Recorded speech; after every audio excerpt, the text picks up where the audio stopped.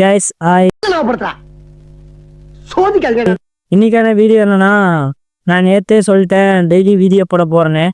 நான் பாட்டுக்கு உங்கள்கிட்ட சொல்லிட்டேன், ஆனால் என்ன வீடியோ போட போகிறேன்னு எனக்கு தெரியல. அதனால் யோசிச்சுக்கிட்டே இருந்தேன். நான் ஒரு வெப் சீரிஸ் பாடினேன். அந்த கதையை இன்றைக்கி நினச்சாவே எனக்கு உடம்பெல்லாம் புல்லரிச்சிடும். அந்த கதையை உங்ககிட்ட சொன்னால் அவங்களுக்கு புல்லரிக்குதான்னு பார்க்க. ஸ்கூல் படிக்கும்போது ஃப்ரெண்ட்ஸ்லாம் நிறைய கதை சொல்லியிருப்பாங்க. நானும் நிறைய பேர்த்துக்கு நிறைய கதை சொல்லியிருக்கேன், நிறைய கதை கேட்டிருக்கேன். ஆனால் நான் இந்த ஒரு வெப் சீரிஸ் பார்க்கும்போது எனக்கே புல்லரிச்சிருச்சு. நீங்களும் அந்த மாதிரி வெப் சீரிஸ் பார்த்தீங்கன்னா பரவாயில்ல. எனக்கு என்ன இதுனா படம் பார்ப்பேன், ஆனால் அந்த படம் பேர் தெரியாது. இவருக்கு இதான் வேலை.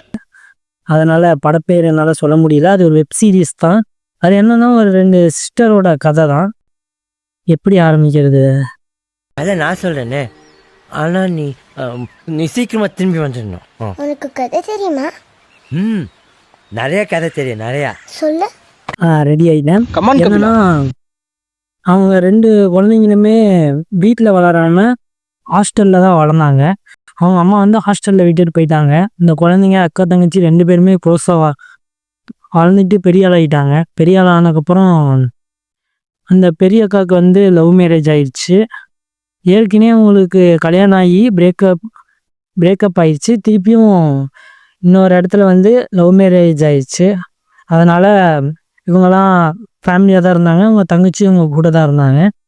அதுக்கப்புறம் இவங்க தங்கச்சி இவங்கெல்லாம் ஒன்றாவே சந்தோஷமாக இருந்தாங்க. ஒரு நாள் அக்கா ப்ரெக்னெண்ட்டாக இருந்தாங்க. அதுக்கப்புறம் ஒரு நாள் அவங்களோட குழந்தை பெற்றுக்க முடியாத மாதிரி ஒரு சூழ்நிலை ஏற்பட்டுருச்சு, ஆக்சிடெண்ட் மாதிரி. அதுக்கப்புறம் அவங்க டிப்ரெஷனாக இருக்கேங்கன்னு சொல்லிட்டு அவங்க தங்கச்சி என்ன பண்ணாங்கன்னா, ஒரு நாள் சேவா நம்ம ட்ரிப்பு போகலான்னு சொல்லிட்டு ட்ரிப்பு கூட்டிகிட்டு போகிறாங்க. இங்கே தான் கதையே ஸ்டார்ட் ஆகுது. ட்ரிப்பு கூட்டிகிட்டு போகிறாங்க. ட்ரிப்பு போன இடத்துல பீச்சு எல்லா இடத்துலையும் சுற்றுறாங்க. அதுக்கப்புறம் இந்த ஒரு கடைக்கெல்லாம் போனால் அந்த அழகான பொருள் இதெல்லாம் வச்சுருப்பாங்களே, இந்த மண்ணில் செஞ்சதெல்லாம், அது மாதிரி ஒரு கடைக்குள்ளே போகிறாங்க. கடைக்குள்ளே போகும்போது 2-3 பொருள்லாம் வாங்குறாங்க. வாங்கினதுக்கப்புறம் திருப்பியும் கடையை விட்டு வெளியே போகும்போது கடைக்காரர் உள்ளே உட்காந்துருக்காரு. கடை அப்படியே கொஞ்சம் ஷேக் ஆகுது. அப்போ அந்த கடைக்காரர் ஒரு பொருளை பார்க்குறாரு. அந்த பொருள் அப்படியே துடிக்குது. அதுக்கப்புறம் அவங்க அக்கா தங்கச்சி 2 பேரும் கடையை விட்டு வெளியே போகும்போது இவர் கூப்பிட்றாரு. கூப்பிட்டு அந்த பொருளை இவங்களுக்கு கிஃப்டாக தர்றாரு. இவங்க வாங்க மறுக்கிறாங்க. ஆனால் அந்த அக்காவுக்கு அந்த பொருள் மேலே அப்படியே ஏதோ ஈர்ப்பு இழுக்கிற மாதிரி இருந்துச்சு. அதனால் அந்த பொருளை தங்கச்சி வேணான்னு சொன்னாங்க. இந்த கடைக்காரனும் இல்லை கொடுத்தே ஆகணும்னு சொல்லிட்டு அவங்கள்ட்ட அது இதுன்னு சொல்கிறான். ஒரு நாள் வீட்டுக்கும் வாங்கிட்டு வந்துட்டாங்க. வீட்டுக்கு வாங்கிட்டு வந்ததுக்கப்புறம் இவங்க அக்கா வீட்டில் தான் இருக்காங்க. அவங்க ஹஸ்பண்டு தான் வேலைக்கு போகிறாரு. குழந்தைங்களும் ஸ்கூல் போயிடுது. அவங்க தங்கச்சி ஒர்க்குக்கு போயிடுறாங்க. போனதுக்கப்புறம் இவங்க வீட்டில் தான் இருக்காங்க. கொஞ்சம் நாளாக யாருக்குமே இல்லை, எப்பயுமே இப்படி இருக்காங்க. ஒரு மாதத்துக்கு அப்புறம் இந்த அக்கா இருப்பாங்களே, அவங்க ஃபுல்லாக சைலண்ட் ஆகிட்டாங்க. அதிகமாக யாரு கூடயும் பேசுறதில்ல, அமைதியாகவே இருக்காங்க. அதுக்கப்புறம் கொஞ்ச நாள் கழித்து பார்க்கும்போது அவங்க ஒரு இடத்துல இன்னொரு இடத்துக்கு வீட்டுக்கு போயிட்டாங்க. அவங்களோட சொந்த வீடு, அவங்க அம்மா இருந்த வீடு. அங்கே போனதுக்கப்புறம் தான் ஒரு பிரச்சனையே உருவாகுது. அது என்னன்னா இப்போ நான் உங்களுக்கு சொல்கிறேன். அந்த வீட்டுக்கு போயிட்டாங்க. அந்த வீட்டுக்கு போனதுக்கப்புறம் அவங்க ஹஸ்பண்டுக்கு பைத்தியம் முடித்த மாதிரி ஆயிட்டாரு. ஆனால் ஒரு பைத்தியம் கிடையாது, கதையில் பைத்தியம் முடித்த மாதிரி காட்டிட்டாங்க. அவரை பைத்தியக்கார ஆஸ்பத்திரியில் சேர்த்துட்டாங்க. அதுக்கப்புறம் இந்த வீட்டுக்குள்ளே இருக்கிறனால ஏதோ ஆகுதுன்னு சொல்லி அந்த அக்காவோட தங்கச்சி சொல்கிறாங்க. ஆனால் அந்த அக்கா இல்லை, இந்த வீட்டுனால ஒன்றும் பெருசு இல்லை, நம்ம இந்த வீட்டுக்காண்டி எவ்வளோ கஷ்டப்பட்டுருக்கோம் அப்படின்னு சொல்கிறாங்க. அதுக்கப்புறம் கழித்து திருப்பியும் அந்த வீட்டில் நிறைய பிரச்சனை, புது விதமான பிரச்சனைலாம் புதுசாக ஏற்படுத்திக்கிட்டு இருக்குது. அதுக்கப்புறம் என்னன்னு பார்த்தா திருப்பியும் பார்க்குறாங்க, ஃபுல்லாக பிரச்சனையாகவே நடந்துக்கிட்டு இருக்கு. அதுக்கப்புறம் போய் பார்த்தா என்ன பிரச்சனைன்னே தெரில. அதுக்கப்புறம் அந்த பெரியக்கா இருப்பாங்க இல்லையா, அவங்களோட பொண்ணு ஒன்று இருக்கும். அது ஒரு 12th ஸ்டாண்டர்ட் ஸ்கூல் போயிட்டுருக்கோம். அவனுக்கு ஒரு பாய் ஃப்ரெண்ட் இருப்பான். இவங்க இந்த பழைய பொருள்லாம், அந்த வீட்டில் இருக்கிற பொருள்லாம் எடுத்து வெளியே பாட்டலான்னு நினைப்பாங்க. எடுக்கும்போது தான் ஒரு கேமரா கிடைக்கும். அந்த பொருள் எடுக்கும்போதே அதில் யார் எது ஓப்பன் பண்ண வேணான்னு போட்டிருக்கோம். அந்த கேமராவை எடுத்ததுக்கப்புறம் இவங்க போய் என்னன்னா, இது ஒர்க் ஆகாது. அதனால் அவன் ஃப்ரெண்டு ஒருத்தன் கேமராமேன் இருக்கான், அதான் அந்த பாய் ஃப்ரெண்டு, அந்த பொண்ணோட பாய் ஃப்ரெண்டு. அங்கே போய் கேமராவை கொடுக்குறான். இல்லை, இது இப்போ ரெடி பண்ண முடியாது, கொஞ்சம் நாள் ஆகும் அப்படின்னு சொல்கிறாங்க. அதுக்கப்புறம் போய் பார்த்தா அந்த பேங்கு கேமராவை கொடுத்துட்டு வந்துருச்சு. அதுக்கப்புறம் பார்த்தா எங்கள் வீட்டில் நிறைய பிரச்சனை போய்கிட்டே இருக்குது. அதுக்கப்புறம் பார்த்தா கொஞ்ச நாள் கழித்து போகும்போது அந்த ஃப்ரெண்டு கேமரா அந்த பொண்ணு கொடுத்துருக்கும் பார்த்தீங்களா, அங்கே போய் அந்த பொண்ணு வந்து கேமராவை வாங்குது. அந்த பையனும் அந்த கேமராவில் ரெடி பண்ணி கொடுத்துட்டு அவன் வெளியே போயிட்டான், நான் வெளியே போயிட்டு வரேன்ட்டு. இந்த பொண்ணு கேமராவை பார்க்குது. கேமராவை பார்த்தோன்னையும் கேமராவை கீழே போட்டு ஓடிடுது. அதுக்கப்புறம் கொஞ்ச நாள் கழித்து பார்த்து அந்த ஃப்ரெண்டு இருப்பான் பார்த்தியா, பாய் ஃப்ரெண்டு, அவனுக்கு ஒரு அண்ணன் இருக்கார். அவரு வந்து இந்த ஆத்மா கூட எல்லாம் பேசுகிறவர். அவர் என்ன பண்ணியிருக்காரு, ஒரு நாள் வந்து இந்த வீட்டுக்கு வந்திருக்காரு. வீட்டுக்கு வந்ததுக்கப்புறம் இங்கே ஏதோ ஒன்று இருக்குது அப்படின்னு அவங்கள்ட்ட சொல்லிட்டு போயிருக்காங்க. அப்புறம் அந்த அக்காவை க்ளோஸ்அப் காட்டுறாங்க. அவங்களுக்கு வந்து என்ன நடக்குதுன்னு புரியல, பயந்த மாதிரியே நிற்கிறாங்க. என்ன சொல்கிறீங்க அப்படின்னு. அதுக்கப்புறம் திருப்பியும் அவர் போயிட்டார் வீட்டுக்கு. ஒரு நாள் வந்து இந்த அக்காவோட தங்கச்சி இருக்காங்கள, அவங்கள வந்து மீட் பண்ணணும்னு அந்த இன்னொரு பொண்ணோட பாய் ஃப்ரெண்டு சொன்னல, அவங்க அந்த பாய் ஃப்ரெண்டோட அண்ணன் வந்து மீட் பண்ணணும்னு சொல்லியிருக்காரு. இவங்களோட இந்த அக்காவோட தங்கச்சியும் போயிருக்காங்க. போய் பார்க்கும்போது உங்கள் கூட இருக்கிறது உங்கள் அக்கா கிடையாது அப்படின்னு சொல்கிறாங்க. சொல்லும்போது இவங்க ஒன்றுமே நம்ப முடியல. கூட இருக்கிற அக்காவை இது உங்கள் அக்காவேன்னு சொன்னால் எப்படி இருக்கும்? எனக்கு இப்பயே புல்லரிக்க ஆரம்பிச்சிருச்சு. அது என்னன்னா இனிமேல் தான் கதையை ஆரம்பிக்க போகுது. ஏன்னா புல்லரிக்க ஆரம்பிச்சிருச்சா, அது ஐயோ அது எனக்கே சரி ஓகே. கூப்பிட்ருக்காங்க. அவர் வந்து சொன்னார், கூட இருக்கிறது அது உங்கள் அக்கா கிடையாது, உங்கள் அக்கா உருவத்தில் இருக்கிற ஒரு ஆபி அப்படின்னு. அவங்களாலையும் நம்பவே முடியல. இவர் தான் ஆத்மாவோட பேசுகிறவராச்சே. ஒரு கண்ணாடிக்கு முன்னாடி போகிறாரு, கேண்டில் ஏற்றி வச்சுறாரு. கேண்டில் ஏற்றி வச்சு ஒரு மந்திரம் சொல்கிறாரு. வீடெல்லாம் ஷேக் ஆகுது. திடீர்னு அந்த ஒரு இதுக்குள்ளே போகிற மாதிரி போகிறாங்க. கடைசியில் பார்த்தா இந்த பொண்ணு அந்த அக்கா இல்லைன்னு சொன்னாலே அந்த பொண்ணு கோபப்பட்டுச்சு. அந்த பொண்ணு திரும்பி பார்க்குது. பார்த்தா அவங்க அக்கா வந்து இந்த இறந்து போனவங்களெல்லாம் படத்தில் ஒரு மாதிரி காட்டுவாங்கள்ல, இந்த தோல் தீயில சுட்டு அந்த மாதிரி அவங்க அக்கா தூரத்தில் நிற்கிறாங்க. அப்புறம் வந்து இந்த பொண்ணு வந்து இவரோட கையை பிடிச்சிக்கிச்சு பயத்தில். அதுக்கப்புறம் அந்த அக்கா பேசுகிறாங்க, நான் எப்பயோ இறந்துட்டேன் அப்படின்னோனையும், உன் கூட இருக்கிறது நான் இல்லை அப்படின்னோனையும் சொல்கிறாங்க.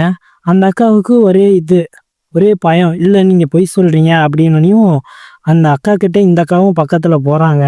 இந்த அக்கா அந்த ஆவியை தொடும்போது, இல்லை என்னை தொடாது நீ அப்படின்னு அந்த அக்கா சொல்கிறாங்க. அதுக்கப்புறம் உனக்கு நம்பிக்கை இல்லைன்னா நம்ம சின்ன வயசில் சத்தியம் பண்ணுவோம்ல அது அப்படின்னோனையும் இவர் சொல்கிறாரு, நீங்கள் சின்ன வயசில்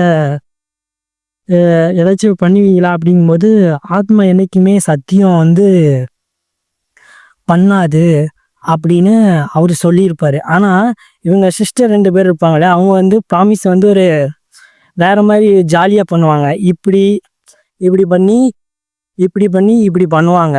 அதுக்கப்புறம் வந்து அவரும் போயிட்டார். இந்த மாதிரி தெரிஞ்சிருச்சா, அது அக்கா இல்லைன்னா. ஆனால் இந்த பொண்ணால் நம்பவே முடியல. அந்த பொண்ணு வீட்டுக்கு போயிடுச்சு.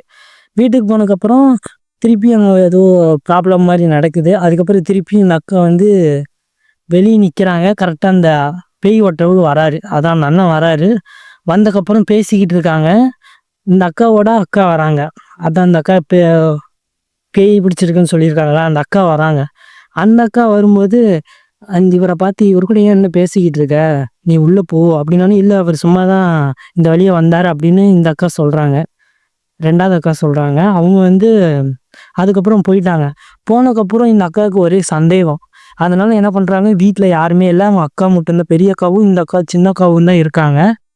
போனதுக்கப்புறம் பெரிய வீடு, ஹாலு, அந்த பணக்காரங்களாம் உட்காந்துருப்பாங்களே பெரிய டேபிள் மாதிரி, அது மாதிரி இந்த சைடு இந்த அக்கா உட்காந்துருக்காங்க, அந்த சைடு அந்த அக்கா உட்காந்துருக்காங்க. இந்த அக்கா சின்ன அக்கா சொல்கிறாங்க, நான் இன்னைக்கு வேலைக்கு போகலை அப்படின்னு. அந்த பெரிய அக்கா வேலைக்கு போக ரெடி ஆகிட்டு இருக்காங்க. அதுக்கப்புறம் வந்து கேட்கும்போது ஒரு விஷயம் 2-3 விஷயம் கேட்குறாங்க அந்த அக்கா கிட்ட. அந்த அக்கா அப்போ தான் உண்மை தெரிஞ்ச மாதிரியே இப்படி நிற்கிறாங்க. திரும்பி பார்க்குறாங்க. பார்த்ததுக்கப்புறம் ஆனால் அவங்க இன்னும் உண்மை தெரிலைன்னு சொன்னோனையும் அந்த அக்காவுக்கு தெரிஞ்சிருச்சு. அதுக்கப்புறம் இந்த அக்கா இந்த சைடு உட்காந்துருக்காங்க, அவங்க அந்த சைடு உட்காந்துருக்காங்க. சீன் வேறு லெவலில் காட்டியிருந்தாங்க. அதுக்கப்புறம் என்னென்னா, அவங்க ப்ராமிஸ் பண்ணுவாங்க ஒரு ப்ராமிஸு. அதான் நான் சொல்லியிருந்தேன்ல அந்த ஜாலியாக இந்த மாதிரி இவங்க சின்ன வயசுலேருந்து ஏதாச்சும் விட்டு போகக்கூடாது என்னை விட்டு அப்படிங்கிற மாதிரி சும்மா இப்படி ஃபன்னியாக ப்ராமிஸ் பண்ணுவாங்க. இந்த அக்கா என்ன பண்ணிட்டாங்க, ஏதோ ஒரு ப்ராமிஸ் கேட்குறாங்க. அவர் தான் சொன்னார்ல ஆத்மாவுக்கு பேய்க்கெல்லாம் சத்தியம் பண்ணாதுன்னு. அதுக்கப்புறம் இந்த ஒரு அக்கா பக்கத்தில் வராங்க, அந்த பெரிய அக்கா வந்து பின்னாடி நின்று அவங்க ஷோல்டரில் கை வச்சு உனக்கு என்னாச்சு அப்படின்னு கேட்குறாங்க. ஒன்றும் இல்லை, நீ என்னை விட்டு போக மாட்டீல அப்படின்னு இந்த சின்ன அக்கா கேட்குறாங்க. உன்னை விட்டு நான் எங்கே போக போகிறேன் அப்படின்னு அந்த பெரிய அக்கா சொல்கிறாங்க. என்னை விட்டு போக மாட்டீல, அப்போ எனக்கு சத்தியம் ஒன்றுன்னு சொல்லி சத்தியம் கேட்குறாங்க. அப்போ தான் எனக்கு இன்னமும் புல்லரிச்சுக்கிட்டே இருக்கு. அது என்னன்னா, அந்த வீட்டில் யாருமே இல்லை. இப்போ நான் இருக்கிற மாதிரி அமைதியாக இருக்கு ரூமு. அதே மாதிரி தான் அது கொஞ்சம் இருட்டாக இருக்குமா, அப்போ எப்படி இருக்கும் அந்த இடத்துல வந்து அந்த பெரிய அக்கா வந்து இந்த பொண்ணுக்கிட்ட வந்து சத்தியம் பண்ணுறாங்க. இப்படி சத்தியம் பண்ணுறாங்க. பண்ணிட்டு அந்த பெரிய அக்கா போயிட்டாங்க. இந்த அக்காவுக்கு அப்படியே ஆடி போச்சு. ஏன்னா அவங்க எப்பயுமே சோகமாக இருந்தாலும் சந்தோஷமாக இருந்தாலும் அவங்க ஒரு விதமாக தான் சத்தியம் பண்ணுவாங்க. இவங்க வந்து இப்படி சத்தியம் பண்ணிட்டு போனோன்னே தெரிஞ்சிருச்சு அது அவங்க அக்கா இல்லைன்னு. அதுக்கப்புறம் தான் அவங்க அக்கா செத்து போயிட்டேன்னு அந்த ஆவியில் வந்து சொன்னாங்கள்ல, அது எங்கன்னா அவங்க ஒரு நாள் குழந்தை பிறக்காம இறந்துருக்கோம் அப்படின்னு சொல்லிட்டு ஒரு இடத்துல டிப்ரெஷனாக இருக்கும்போது இங்கே போயிருப்பாங்கள்ல டூருக்கு, அந்த இடத்துல தான் ஆரம்பிக்குது. அந்த கடையில் ஒரு பொம்மை வாங்கினாங்க இல்லையா, அந்த பொம்மையை வந்து பேக்குள்ளே வச்சுருக்காங்க. அந்த பொம்மைக்குள்ளே என்ன இருக்குன்னா, இவங்க பரம்பரை மூலியமா இருக்கிற ஒரு ஆத்மா வந்து அந்த பொம்மைக்குள்ளே இருந்திருக்கு. அது எப்படி அங்கே இருந்துச்சுன்னு எனக்கு தெரியல. கடையில் அப்படி தான் வந்திருந்தது. அப்புறம் அவங்க பீச்சுக்கு போயிருக்காங்க. யாராச்சும் உடம்பு தேவை அந்த ஆத்மாவுக்கு. இந்த சின்ன அக்கா வந்து ஃபோன் பேசிக்கிட்டே இருந்திருக்காங்க. பெரிய அக்கா வந்து அந்த குழந்தை இறந்த டிப்ரெஷனில் வந்து பீச்சு பக்கம் இப்படி நின்று இருந்திருக்காங்க. அங்கே தான் ஆவி வேலையை காட்டியிருக்கு. என்ன இருக்குன்னா, ஆத்மா பூந்துருச்சு அவங்க உடம்புல. பூந்தக்கப்புறம் இந்த பெரிய அக்கா கடலுக்குள்ள நடந்து போய்கிட்டே இருக்காங்க. உள்ள அலையில அடிச்சுக்கிட்டு இருக்கு. இந்த சின்ன அக்கா வந்து ஃபோன் பேசிக்கிட்டு நடந்துகிட்டு இருக்காங்க. அக்கா தண்ணியில தான் நின்றுருக்காங்க அப்படின்னு. கொஞ்சம் போக போக என்ன ஆகுதுன்னா, அவங்க வந்து தண்ணிக்குள்ள முழுகிட்டாங்க. சின்ன அக்கா பார்த்துட்டாங்க. போய் காப்பாற்றிட்டு அவங்க அக்காவை கூட்டிகிட்டு வராங்க. அந்த இடத்துல கூட்டிகிட்டு வருது அவங்க அக்கா இல்லை, அந்த பேயை. அந்த அக்கா வந்து அப்பயே தண்ணிக்குள்ளே போயிட்டாங்க. அவங்க உடலில் அவங்க மாதிரியே வர ஒரு பேயை கூட்டிகிட்டு வந்திருக்காங்க. அதை தான் இந்த படத்தில் காட்டியிருக்காங்க. இது தெரியும் போது அந்த சின்ன அக்கா அந்த வீட்டில் இருந்து கிளம்பிடுவாங்க. ஏன்னா இந்த எல்லா விஷயத்தையும் மாற்றுறதுக்கு. இந்த வெப் சீரிஸை நீங்கள் பார்த்தீங்கன்னா உங்களுக்கே புல்லரிக்கும், செமையாகவும் எடுத்திருப்பாங்க. ஆனால் அது பேர் எனக்கு தெரில, நெக்ஸ்ட் வீடியோவில் சொல்கிறேன். இப்பயே டைம் வந்து 12 நிமிஷம் ஆயிடுச்சு. எவ்வளோ பேர் உட்காந்து இந்த கதையை கேட்பீங்கன்னு தெரில. இனி வர எல்லா வீடியோலையும் இந்த மாதிரிலாம் கதையெல்லாம் கிடையாது. எனக்கு எப்போ பார்த்தாலும் புல்லரிக்கிற மாதிரி இருந்த விஷயம் இதுதான் பேய் படத்துலேயே. அதனால தான் உங்களுக்கு ஷேர் பண்ணணும்னு நினச்சேன். போர் அடிச்சிருந்ததுன்னா கமெண்ட் பண்ணுங்கள் போர் அடிக்குதுன்னு. இல்லைன்னா நல்லா இருக்குன்னா ஃப்ரெண்டுன்னு கமெண்ட் பண்ணுங்கள். இப்போ இருக்கிற சப்ஸ்கிரைபராக இருந்தாலும் பரவாயில்ல, ஃப்ரெண்டுன்னு கமெண்ட் பண்ணுங்கள். நெக்ஸ்ட் வீடியோவில் பார்க்கலாம். பாய்.